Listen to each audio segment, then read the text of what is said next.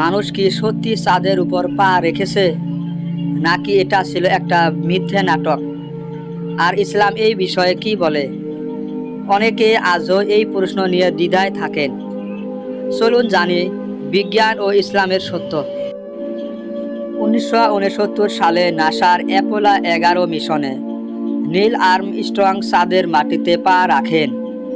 বিজ্ঞানীরা প্রমাণ দেখিয়েছেন, ছবি, ভিডিও, চাঁদের মাটি, প্রযুক্তি সবই বাস্তব। বিভিন্ন দেশ এই তথ্য যাচাইও করেছে।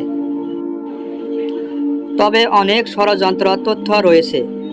অনেকে বলেন সবে মিথ্যা নাটক, ছায়া পতাকা নড়ছিল, সন্দেহ হয়।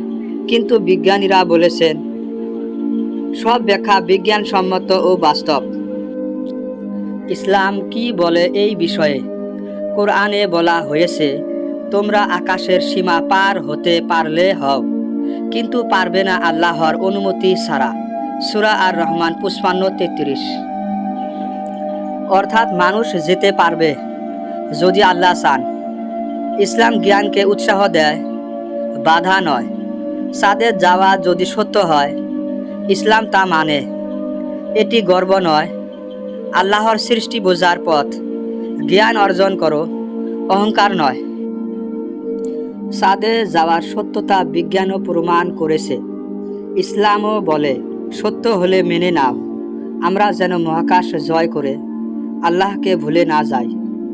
বিজ্ঞান ও কোরআন দুটোই আমাদের আলো।